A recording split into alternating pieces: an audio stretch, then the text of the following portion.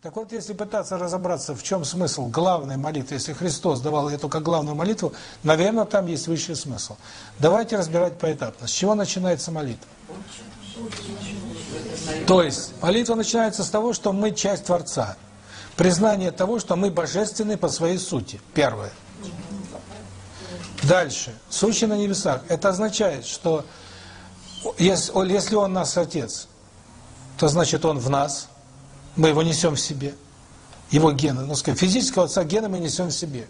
Если он наш отец, мы его несем в себе с одной стороны, а с другой стороны он за пределами всего и, сказать, за пределами нашего понимания. То есть он в нас и за пределами всего.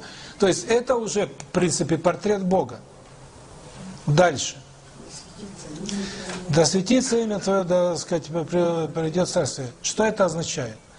Это означает, что любовь к Богу – это высший аспект, когда мы соединяемся с Творцом. Но любовь, как правило, результат, сказать, когда человек любит, у него ощущение абсолютного единства с любимым. Так вот, если, сказать, я изначально ощущаю это, сказать, единство, значит, в этом уже зашифрована любовь к Богу, Отче наш. Дальше, да светится имя Твое, это что? Уважение, это поклонение. Да придет Царствие Твое на земле, как в небе.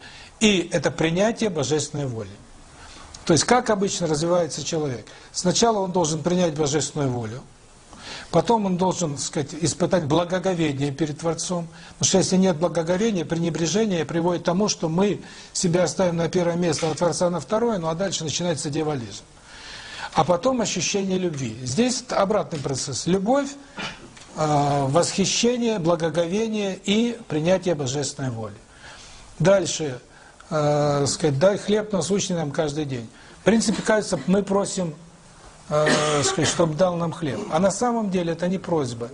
На самом деле в этом есть зашифрованное осознание того, что не мы хлеб зарабатываем, а Бог нам дает.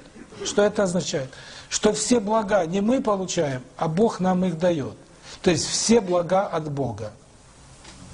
Всего-навсего в этой фразе зашифрован смысл, что все, любое счастье, которое мы получаем от Бога, значит, Бога нужно благодарить за любое счастье. Не кто-то нам дал, не мы сами его взяли, а Бог нам это счастье дал. Хлеб – это символ счастья как такового, символ жизни, символ радости и символ счастья. Что после этого? Прости нам долги наши, как мы прощаем должникам, прости нам грехи наши.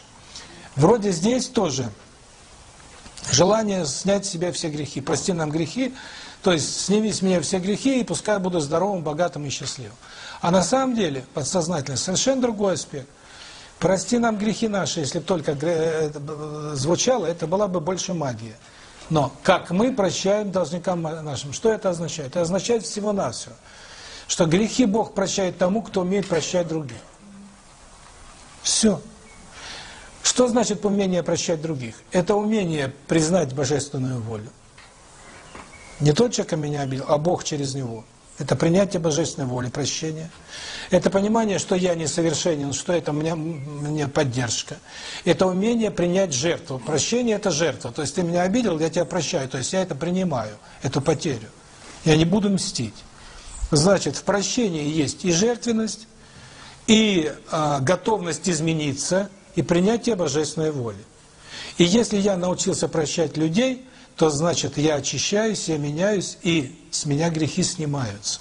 Но сказать человеку, 2000 лет назад объяснить, что когда ты прощаешь, это есть форма жертвенности, а жертвенность увеличивает в душе любовь, а любовь с себя снимает грехи, потому что Бог есть любовь, а Бог безгрешен, всю эту связку описывать человек ничего не запомнил.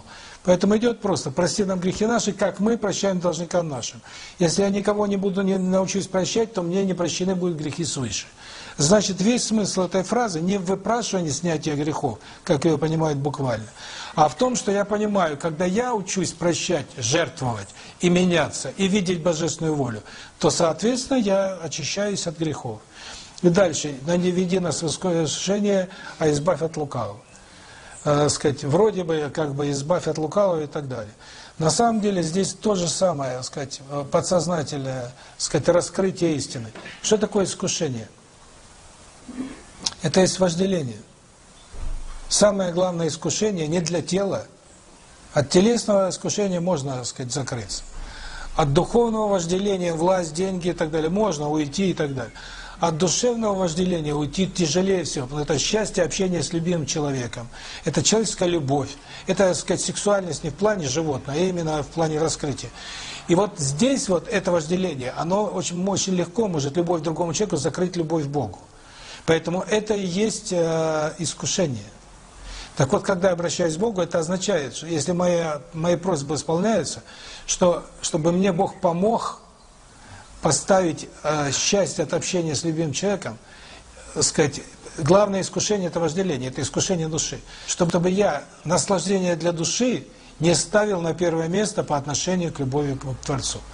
В чем смысл дьявола? Дьявол – это есть энергия, сияющий Люцифер утренний.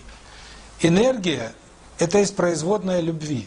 Любовь сначала появляется, а из любви появляется энергия. Потому что любовь – это энергия, информация. Любовь – это, так сказать, точка. А энергия, она уже подразумевает пространство, время и так далее. То есть энергия – это второй этап, внешний этап любви. И когда мы вторую ступень ставим выше первой, тогда начинается дьяволизм. Поэтому смысл лукавства заключается в том, что я второе звено, я часть Творца ставлю выше целого, ощущение единства. Искушение, дьяволизм – это энергию, поставить энергию, это и наслаждение, и сверхспособности, и все что угодно, поставить выше любви. Потому что именно любовь заставляет нас часто умерить вожделение, остановить наши способности, усмирить как бы наше желание и так далее.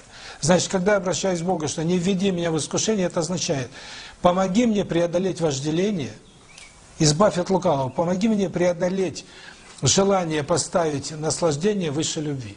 То есть это просьба, которая, как бы я себе даю установку, говоря простым языком на подсознании, помоги мне преодолеть вожделение, которое может отравить мою душу.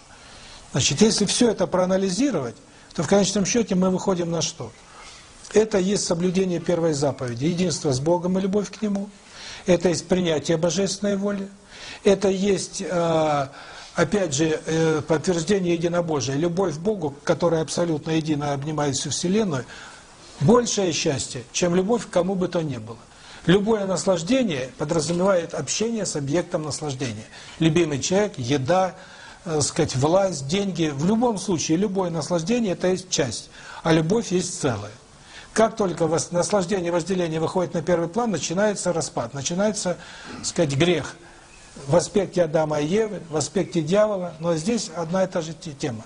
Только в аспекте дьявола это грех существа без тела, когда энергетика, энергия вождения любви. А в аспекте Евы, когда уже тело, его физиология, инстинкты выходят на первый план, а любовь на второй. Вот и все. Вышла на первый план, так сказать, сексуальность, и дальше пошла стеснительность, ну и там уже все остальное. Значит, получается, что вот в этой вроде бы совершенно короткой молитве на самом деле четко проговаривается принцип, главный принцип единобожия, любви к Богу, принятия божественной воли и преодоления главного греха человека. Желание поставить что-то выше любви. Вот и все. Поэтому, если мы понимаем, так сказать, в чем смысл молитвы, то тогда молитва «Отче наш» превращается в поиск любви, обретения единения с Творцом. Если мы не понимаем смысл молитвы, то она превращается в выпрашивание благополучия, не в виде искушения, так сказать, дайте мне хлеб, снимите с меня грехи, и я ради этого готов и твою волю принять, и тебя уважать и так далее. Вот и вся ситуация. Значит, в чем заключается смысл любой молитвы? Вот мне раньше все время говорили, дайте текст молитвы, дайте текст. Я говорю, я чувствую, нельзя давать. А потом только я понял, почему. Чем лучше текст молитвы, тем больше мы рассчитываем на текст и меньше на личные устремления. Значит, по большому счету, текста молитвы либо не должно быть вообще, либо мы должны понимать, что в молитве главное сначала наши чувства, которые мы испытываем, а потом то, что мы говорим. Значит, главный, так сказать, вопрос по молитве, не какие должны быть слова, а что мы должны в этот момент молитвы ощущать. Мы должны ощущать единение с Творцом. Молитва – это признание в любви к Богу. Молитва – это благодарность Богу, принятие Его воли. Молитва – это готовность, любовь к Богу поставить выше всего. Вот если вы эти чувства испытываете, ваша молитва работает. Если у вас никаких чувств нет, молитву произносить нельзя, она превращается в магическое заклинание. Вот и все. Знаете, вывод какой? Кто может молиться? Человек, который внутренне ощущает, что вот у него чувства пошли, а для этого нужно отрешиться и простить, и где-то, сказать, принять, как говорится, любую, сказать, потерю и прочее, и увидеть во всем божественную волю. Значит, перед молитвой нужно, сказать, почувствовать, ощутить определенное состояние. Если же этого чувства нет, молиться нельзя. А у нас что? Отбарабанил и думает, что да, вот оно само тебя будет спасать. И чем больше человек тарабанит слова молитвы, не испытывая при этом ничего внутри, тем больше проблем. Так вот, чувство любви – это чувство такое, которое испытать сложно. Поэтому уж если его не испытывает, то для начала что? В любой молитве – это благодарность, это принятие божественной воли, это готовность отказаться, так сказать, усмирить вожделение ради любви. То есть вот когда эти чувства есть, тогда молитва работает. И смысл молитвы в том, чтобы отдать как можно больше любви к Богу. То есть чтобы душа заработала. А если мы только просим, душа, наоборот, засыхает. И молитва начинает нас убивать такая. Вот и все. Поэтому самой высшей молитвой признается какая молитва? Молитва без слов. Потому что главное, мы слова говорим, для того слова отражают наши чувства. Поэтому у нас всегда, когда говорили, раньше ведь, оказывается, 100 лет назад в России не говорили, не знали слова «я тебя люблю». Стеснялись говорить, они говорили «я тебя жалею». Это означает «я тебя люблю». То есть просто цветы подарил, я тебя жалею. Ну все, это выше уже ничего не может быть. А сейчас на каждом ходу брякают «я тебя люблю», а за этим ничего не кроется. А что это называется? Это называется профанация.